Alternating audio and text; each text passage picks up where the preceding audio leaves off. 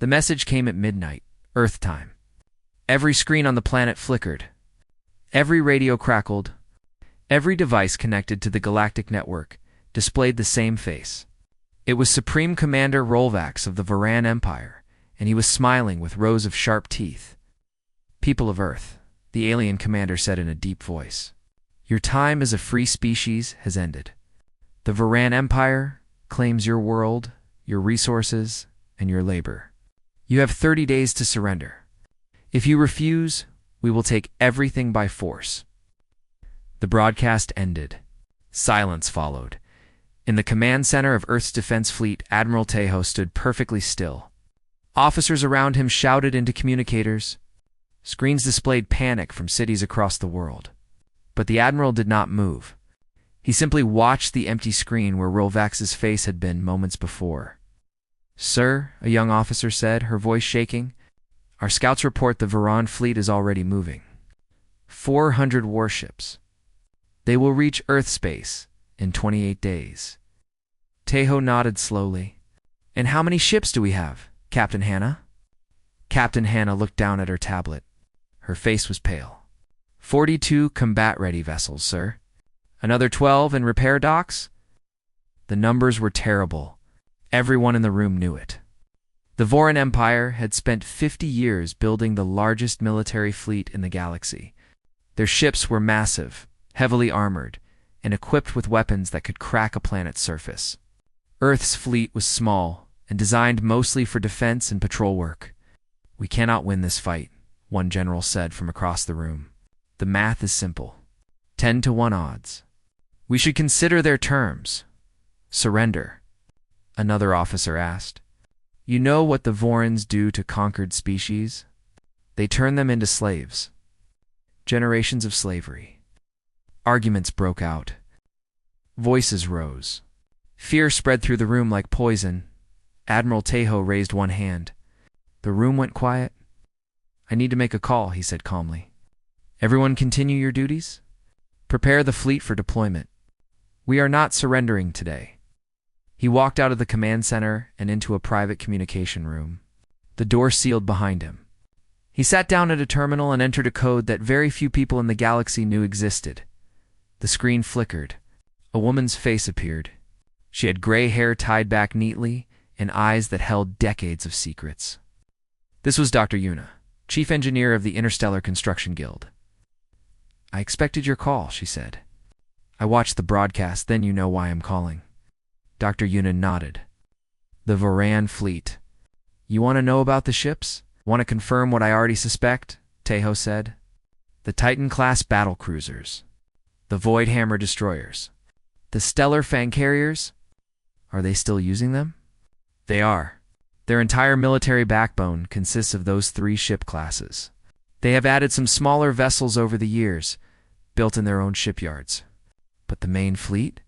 The 400 warships they are so proud of." Dr. Yuna smiled, but there was no warmth in it. "They are exactly the same ships." Tejo closed his eyes for a moment. When he opened them, there was something new in his expression. It was not hope exactly. It was certainty. "The protocols," he said. "Are they still active?" "We built those ships to last 300 years, Admiral. The protocols are woven into their foundation code. They cannot be removed without rebuilding the ships from scratch. And the Vorans never rebuilt them. Why would they? The ships work perfectly. Until they don't." Dr. Yuna leaned closer to the screen. "Until we decide they don't." The 2 old friends looked at each other through the screen. They had known this day might come. For 50 years, humanity had kept a secret so large that it would reshape the galaxy if it ever came to light. Now it seemed the time for secrets was ending. "I will need to brief the council," Tejo said. "They deserve to know the truth before we act. I will prepare the vault. Contact Daesung. We will need him. Daesung is 93 years old, and his mind is still sharper than anyone I know. He designed those ships, Tejo. Every wire, every system, every hidden pathway. If anyone can guide us through this, it is him." Tejo agreed. He ended the call and sat alone in the dark room for a long moment. Outside, he knew the world was falling into panic. News channels were predicting doom. Citizens were demanding answers. Governments were arguing about what to do next. But Tejo felt calm, because he knew something that Supreme Commander Rolvax did not. Something that the entire Varan Empire had never bothered to learn. They had never asked who built their mighty war fleet. For 3 decades, human engineers had worked in secret shipyards throughout the galaxy. They had worn the uniforms of subcontractors, hidden their identities, and taken orders from alien overseers who treated them like servants. The Vorans had wanted the best ships in the galaxy, and they had hired the best builders without caring where those builders came from. They had hired humans, and humans always planned for the future. Tejo stood and walked back toward the command center. The doors opened, and the noise of a room full of frightened people washed over him. He walked to the main platform and looked out at his officers. "Listen carefully," he said. His voice was not loud, but it carried. "The Varan Empire believes we are weak. They believe this war is already won. They have made a terrible mistake, and in 28 days, they will understand just how terrible." Captain Hannah looked up at him. "Sir, what do you mean?" Admiral Tejo looked at the screen, showing the approaching Varan fleet. 400 warships, each one a monster of metal and fire. "Those ships," he said quietly, "were built by human hands. And the Vorans never once wondered what that might mean." The room fell silent. Questions hung in the air, but Tejo said nothing more. There would be time for explanations later. For now, he simply watched the fleet approach, and he waited. The council chamber was deep underground, hidden beneath mountains where no scanner could reach. 12 men and women sat around a curved table, their faces lit by soft blue light. These were the leaders of Earth's government, military, and industry. They had been called here in secret, away from the cameras and the panic above. Admiral Tejo stood at the head of the table. Beside him was Dr. Yuna, and sitting in a wheelchair near the wall was an old man with thin white hair and gentle eyes. His name was Daesong, and 50 years ago, he had been the greatest ship engineer in human history. "What you are about to hear," Tejo began, "has been classified at the highest level for half a century. Only a small number of people know the full truth. After today, you will be among them." He pressed a button. A hologram appeared above the table, showing a massive warship. It was a Voran Titan-class battlecruiser, the pride of their empire. This ship, Tejo said, was built in the Nexus orbital shipyard in the year 2298. It was one of the first heavy warships, commissioned by the Voran military. They paid an enormous price for it. They believed they were buying from a company called Stellar Dynamics, a corporation based in the outer colonies. Right. He paused. Stellar Dynamics was a front company. It was owned and operated entirely by humans. Every engineer, every welder, every technician who touched that ship was human. The Vorans never knew. Murmurs went around the table. "How is that possible?" one council member asked. "The Vorans hate humans. They would never knowingly buy from us." Dr. Yuna stepped forward. "That is exactly why we hid ourselves. 50 years ago, humanity was small and weak. We had no military power, no political influence. Other species looked at us as nothing more than cheap labor. But we had one gift that no one else could match. We could build things. We could build them better than anyone." She brought up more images.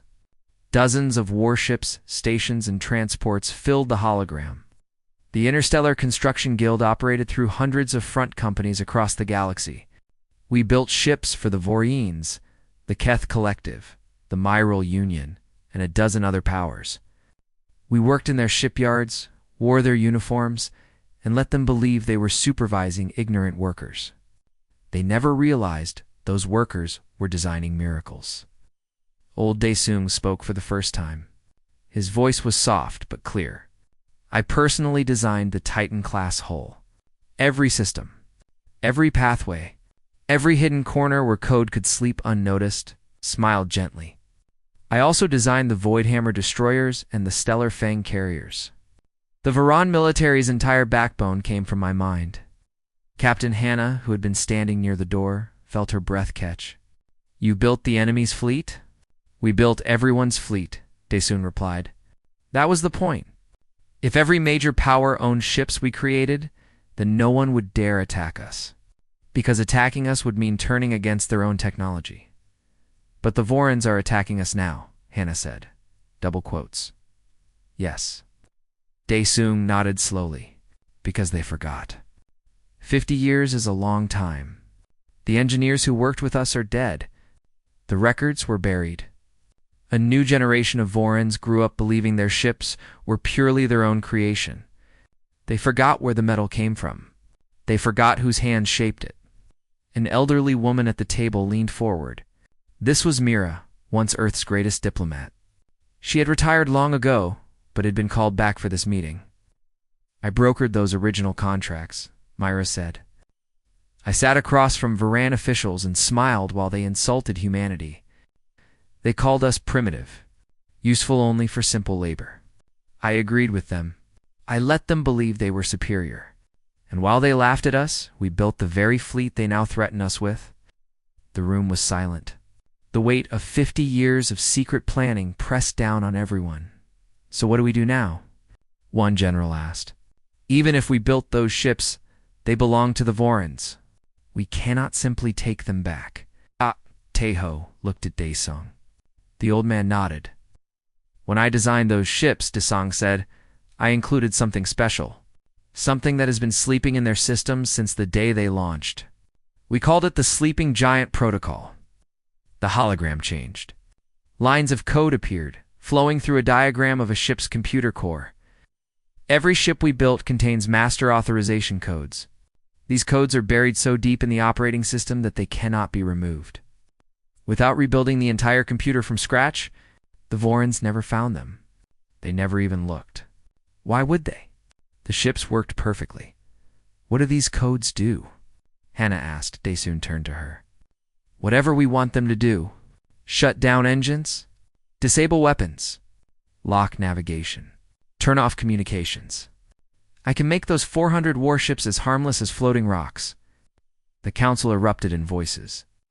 Some were excited, some were terrified. Some demanded proof. Tahoe raised his hand for silence. There is a facility, he said, hidden beneath the mountains of the Korean peninsula. We call it the Architect's Vault. It contains the master. Blueprints and control systems for every ship humanity ever built for foreign powers. Tomorrow, we will go there. And we will decide what to do next. Dr. Yuna added. We must be careful. Using the Sleeping Giant Protocol will reveal our secret to the entire galaxy. Every species that bought ships from us will know. Some may thank us. Others may fear us. Everything will change. And if we do nothing, Mira asked quietly, then Earth falls. Our people become slaves. And everything we built over the last 50 years means nothing. The room fell silent again. Admiral Taeho looked at each face around the table. He saw fear. He saw doubt.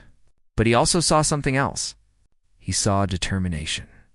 These were people who had grown up hearing stories about humanity's weakness. Now they were learning the truth. Humanity had never been weak. It had simply been patient. The Vorans will reach our space in 26 days, Taeho said. We have time to prepare. We have time to think. But make no mistake, we will not surrender. We will not bow. And when Supreme Commander Rolvax sees what human hands can do, he will understand the greatest lesson the galaxy has ever learned.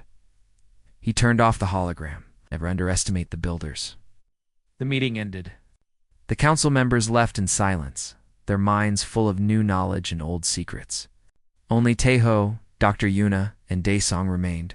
Are you ready for this? Taeho asked the old engineer. Daesun looked at his wrinkled hands. Hands that had shaped steel and wire.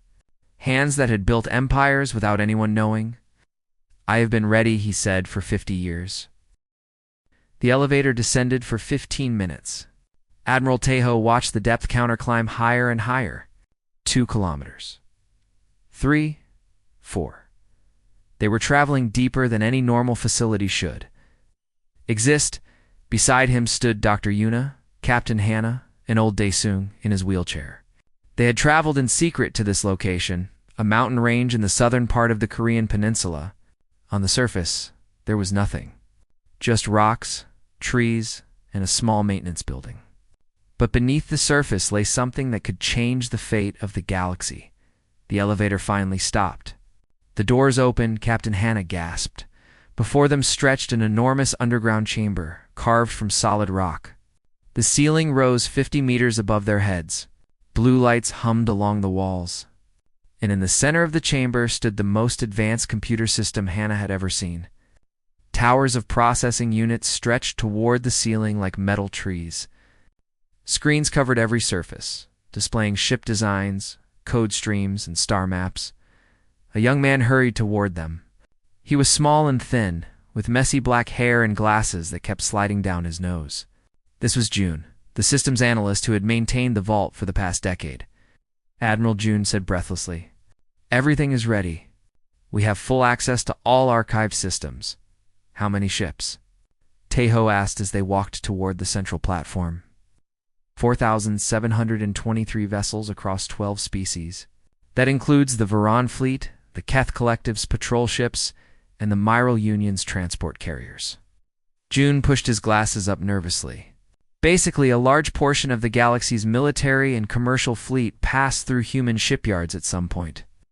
An older woman emerged from behind one of the computer towers. She wore a military uniform with more medals than Hannah could count. This was General Sumin, the officer who had originally authorized the Sleeping Giant protocols decades ago. "Admiral Taho," the general said with a nod. "I always knew we would end up here someday. I just hoped it would not be in my lifetime." "War was always a possibility," Taeho replied. "That is why you created the protocols in the first place." "Yes." General Sumin walked toward the main control station. "When we started building ships for other species, I knew we were creating something dangerous. Warships are weapons. Weapons can be turned against their makers. So I asked myself a simple question.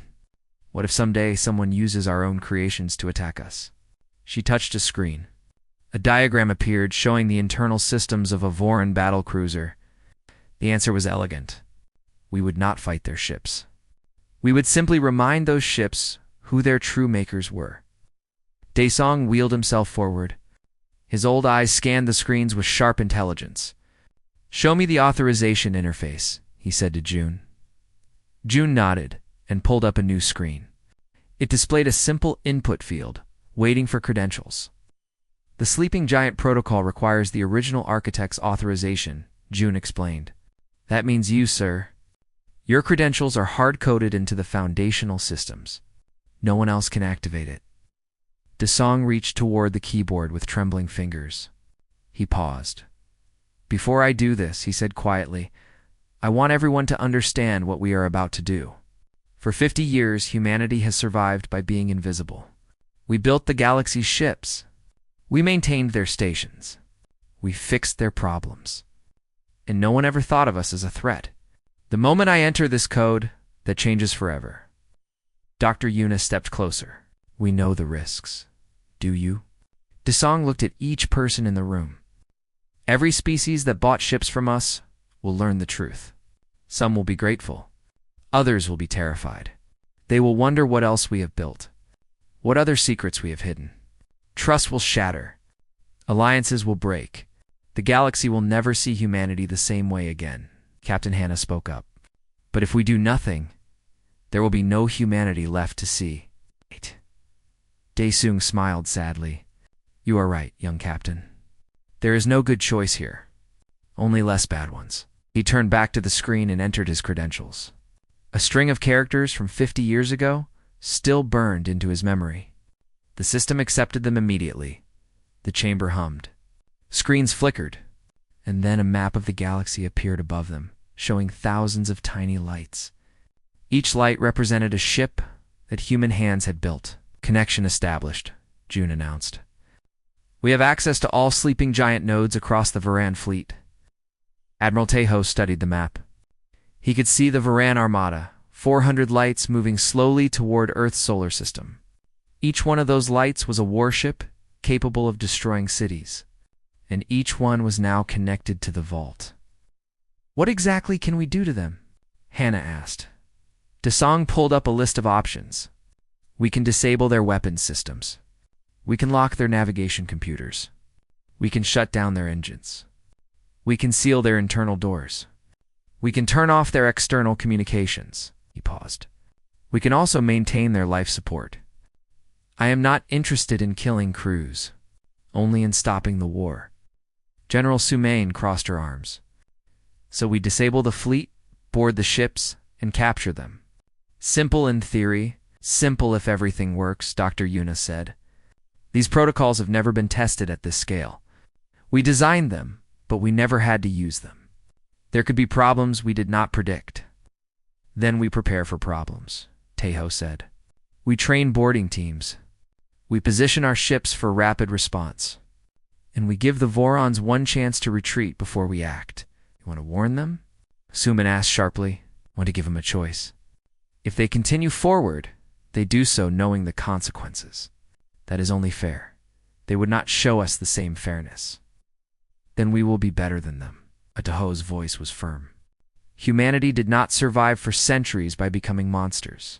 We will not start now. The room fell silent. Finally, Desong nodded. The Admiral is right. We have power now. Real power. How we use it will define who we are. He looked at his hands again, those old hands that had built so much. I spent my life creating things, ships, stations, dreams made of metal. I never wanted to destroy. Even now I hope for a future where we never have to use this weapon. That future depends on the Vorons, Hannah said quietly. Yes, Daesung sighed. It always depends on others. But we can only control ourselves. So let us be the kind of people our children can be proud of. Admiral Tejo placed a hand on the old man's shoulder. We will be. I promise. He turned to the others. We have work to do. 24 days until the Voran fleet arrives. Let us make sure we are ready. The team spread out through the vault, preparing systems, running tests, and planning for a battle that would be unlike any the galaxy had ever seen. Above them, the world continued in fear and uncertainty. But deep underground, humanity prepared to remind the galaxy of a simple truth. Those who build the weapons choose when they fire. The Voran Armada entered Earth's solar system like a storm of metal and fire. 400 warships arranged in perfect formation, their hulls gleaming under distant starlight. Leading them was the flagship Dominion, a massive vessel carrying Supreme Commander Rolvax himself. On the bridge of the Dominion, Admiral Keth watched the approaching blue planet with hungry eyes. Earth looked so small, so fragile. He could not understand why the humans had refused to surrender. Their tiny fleet was already visible on sensors, 42 ships forming a defensive line near the fourth planet. Pathetic, Keth muttered. They actually think they can fight us. A communications officer turned from his station. Admiral, we are receiving a transmission from the human fleet. Let me hear it, the speakers crackled. A calm human voice filled the bridge. Voran Fleet, this is Admiral Tejo of Earth's Defense Force. You are approaching sovereign human space. We ask you one final time to turn back. Keth laughed. His officers laughed with him. You are operating vessels constructed by human engineers, the voice continued. If you proceed, you will face consequences you cannot imagine. This is your last warning. Withdraw now. The transmission ended. Keth shook his head in amusement. Human engineers? What nonsense is this? Our ships were built in the finest Voran shipyards.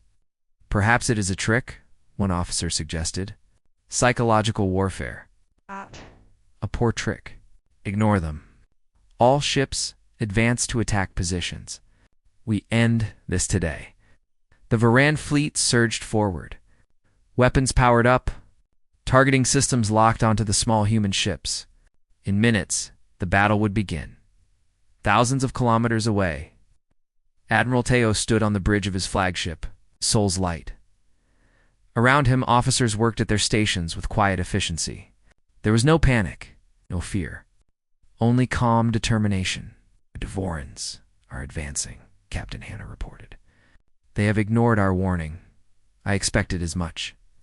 Tejo opened a secure channel to the Architect's vault, deep beneath Earth's surface. Dr. Yuna Daesung, Are you ready? In the underground chamber, Desong sat at the main control station, his fingers resting on the keyboard. Dr. Yunus stood beside him. June monitored system readouts nearby. Ready, Daesung said softly. On your command, Admiral, then let us begin. Daesong entered the activation sequence. Lines of ancient code raced through the galactic network, traveling faster than any missile, more powerful than any weapon. The code slipped into the Voran ships through pathways their crews never knew existed. It moved through systems like water through sand. And then, one by one, it woke the sleeping giants. On the Dominion, alarms suddenly screamed. Admiral Keth grabbed his command chair as the ship shuddered. What is happening? Navigation offline, an officer shouted. We are losing engine control. Weapon systems are shutting down. I cannot stop it. Communications are dead. We cannot contact the other ships. Keth watched in horror as his screens filled with error messages. All around the flagship, other ships began to drift. The perfect formation collapsed into chaos as 400 vessels lost control of their own systems. Engines went silent. Weapons powered down. Navigation computers displayed nothing but static. This is impossible, Keth whispered. Our systems are independent. How can they all fail at once? His chief engineer rushed onto the bridge, his face pale with terror. Admiral, I traced the shutdown commands. They are coming from the ship's foundational code. Code that was installed when the vessels were first built. That is 50 years old. Who wrote that code? The engineer swallowed hard. I do not know. The original construction records are classified. But the command signatures, the authorization protocols, they are not Voran. They never were. The truth hit Keth like a physical blow. The human's warning echoed in his mind. You are operating vessels constructed by human engineers. It was not a trick. It was not psychological warfare. It was the truth. Impossible, Keth breathed. We built these ships ourselves. No, Admiral, the engineer's voice cracked. We did not. Someone else built them. And that someone just turned them off. Across the void, the Voran fleet drifted helplessly. 400 warships, the pride of an empire, reduced to floating metal coffins. Life support remained active. Crews lived and breathed. But they could do nothing else. Admiral Tejo watched the sensor displays with grim satisfaction. Launch boarding teams. Human shuttles surged from the defensive fleet, racing toward the disabled Voran ships. They moved with precision, targeting flagships and command vessels first. Marines in combat armor breached airlocks and swept through silent corridors. Captain Atana led the team that boarded the Dominion. She moved through the great warship with her rifle ready, but she met little resistance. Voran soldiers stood confused in hallways, their weapons useless because the ship's armory systems had locked them out. Officers wandered in shock. Unable to understand what had happened to their mighty vessel, Hannah reached the bridge and pushed through the doors. Admiral Keth stood in the center, surrounded by his helpless crew. He turned to face her, and she saw something in his eyes that she had never expected to see in a Voran warrior. Fear. Admiral Keth, Hannah said steadily. By order of Earth's Defense Force, you and your fleet are now prisoners of war. Your ships have been disabled. Your weapons are offline. Resistance is pointless. Keth's hands trembled. How? How did you do this? Hannah lowered her rifle slightly. Your empire hired human engineers to build this fleet 50 years ago. You paid them well. You supervised their work. But you never respected them enough to wonder what they might be building into your ships. That is not possible. We would have known. You only knew what we wanted you to know. Hannah gestured to her Marines. Secure the bridge. The Marines moved forward. Voran officers were restrained gently, but firmly. Keth did not resist, as his hands were bound. He seemed too stunned to fight. Back on the Soul's Light, Tejo received reports from across the fleet. Boarding operations were proceeding smoothly. Minimal casualties on both sides. The Vorans were surrendering in confusion, their will to fight shattered along with their understanding of reality. Dr. Yuna's voice came through the communicator. Admiral, Supreme Commander Rolvax is demanding to speak with you. He is transmitting from the surface. Tejo smiled thinly. Rolvax had stayed safe on his homeworld while sending others to fight. Of course he had. Put him through. The face of the Varan's Supreme Commander appeared on screen. His expression was twisted with rage and disbelief. "What have you done?" Rolvax screamed. "This is treachery. This is sabotage. You will pay for this crime."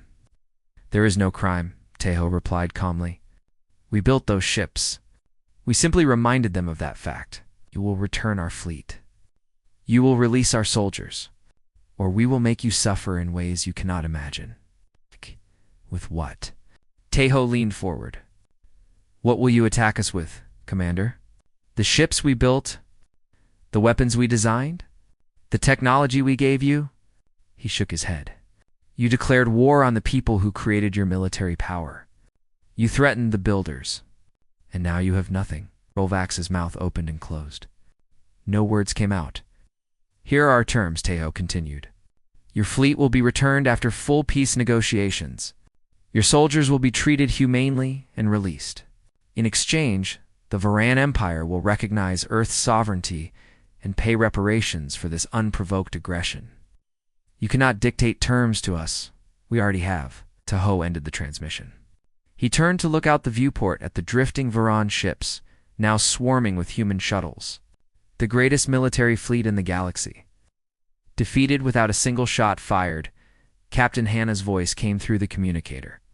"Admiral, the Dominion is secured. Admiral Keth is in custody. Good work, Captain.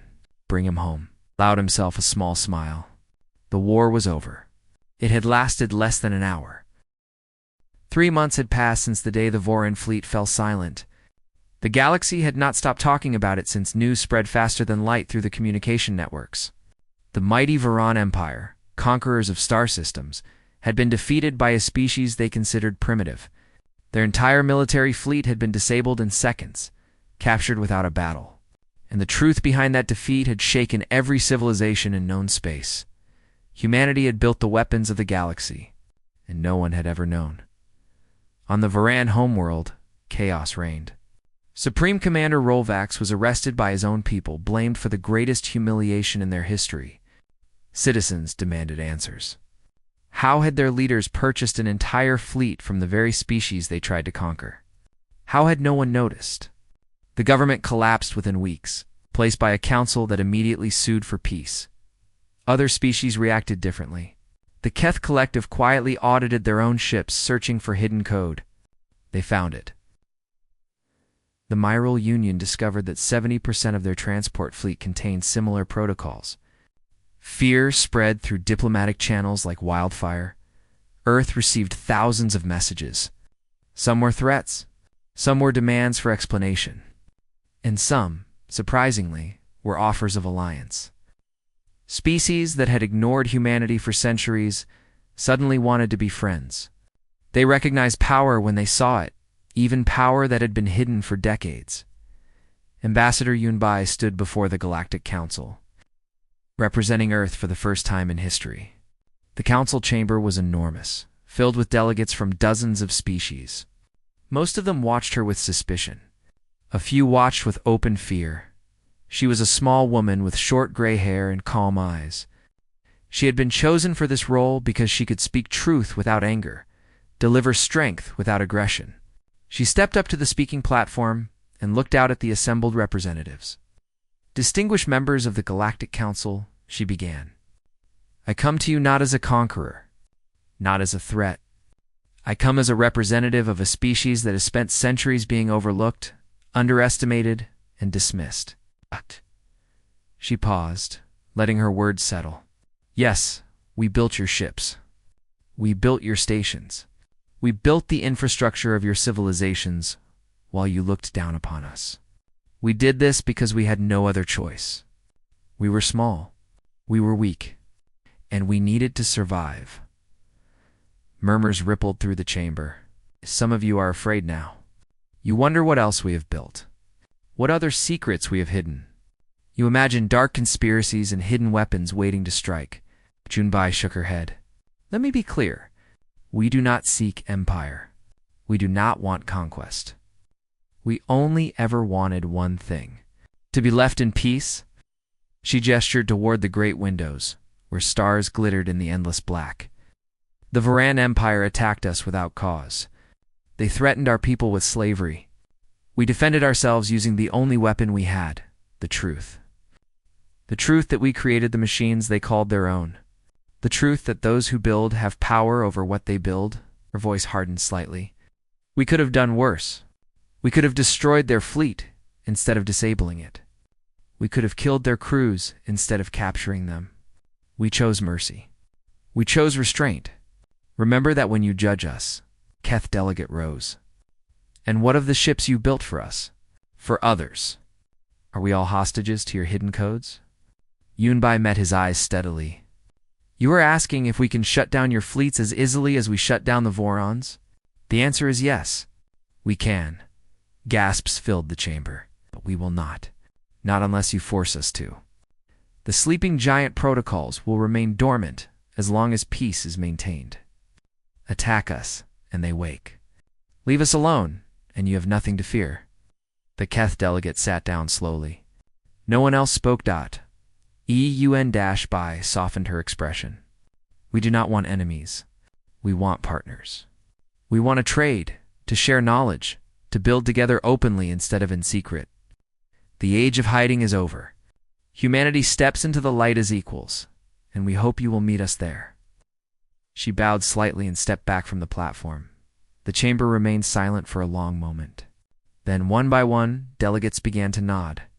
Some in acceptance, some in resignation.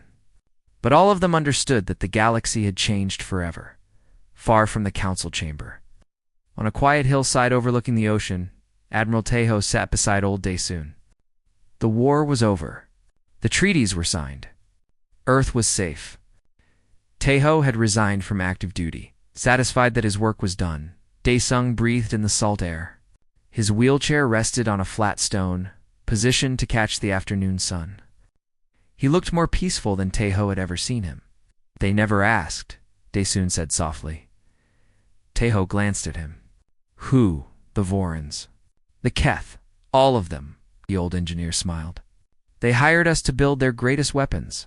They watched us work. They took our ships and flew them across the galaxy. And not once in 50 years did any of them ask a simple question. What question? Daesun turned to look at Teho with those gentle, clever eyes. Who are these people building our ships? What do they want? What do they dream of? He shook his head slowly. They saw us as tools. Hands to hold welders. Eyes to read blueprints. Nothing more. They never wondered if tools might have plans of their own. Teho nodded. That was their first mistake. And their last. Daesung looked back at the ocean.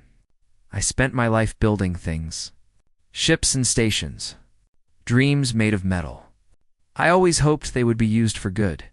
For exploration. For connection, he sighed. Instead, they became weapons. Instruments of fear and conquest. They did not have to be, Teho said. You saved lives with those protocols. You gave us a weapon that does not kill. That is something to be proud of. Daesung was quiet for a moment. Then he smiled again. Perhaps you were right. Perhaps the best weapons are the ones that never need to fire.